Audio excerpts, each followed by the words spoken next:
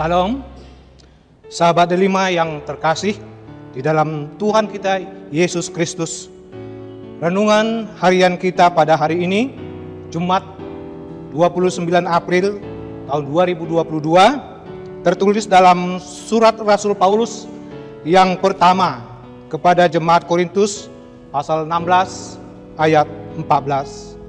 Demikian, lakukanlah segala pekerjaanmu dalam kasih.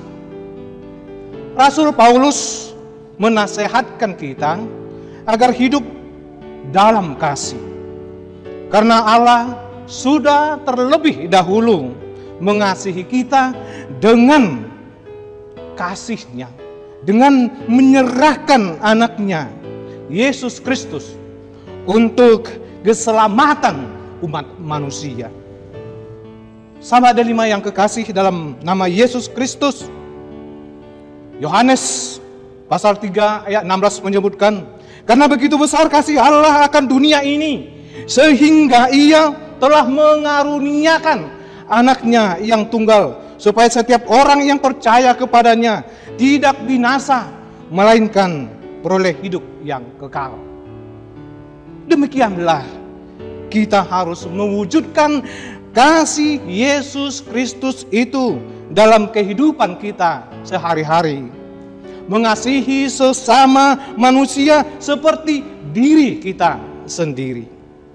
Orang yang hidup dalam kasih, hidupnya penuh dengan kesabaran. Hidupnya penuh dengan kemurah hatian. Tidak cemburu, tidak memegahkan diri, tidak sombong, tidak melakukan yang tidak sopan, tidak mencari keuntungan diri sendiri, tidak pemarah, dan tidak menyimpan kesalahan orang lain di dalam dirinya.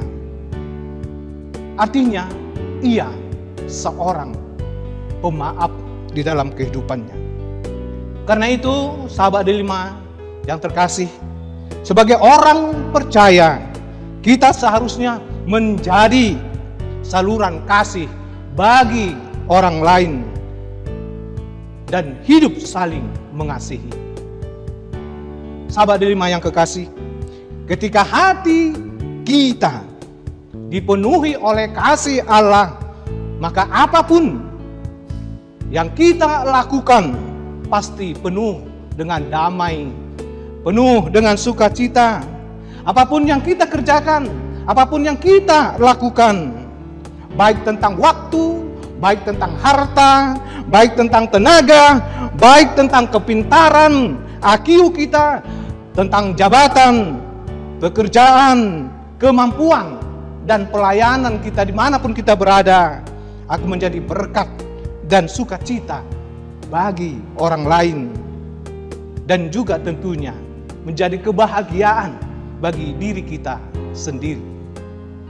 Sahabat delima yang kekasih, sebab orang yang tetap berada di dalam kasih, ia akan tetap di dalam Allah dan Allah di dalam dia.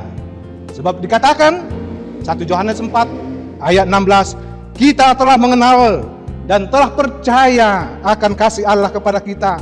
Allah adalah kasih, dan barang siapa yang tetap berada di dalam kasih, ia tetap berada di dalam Allah dan Allah di dalam dia.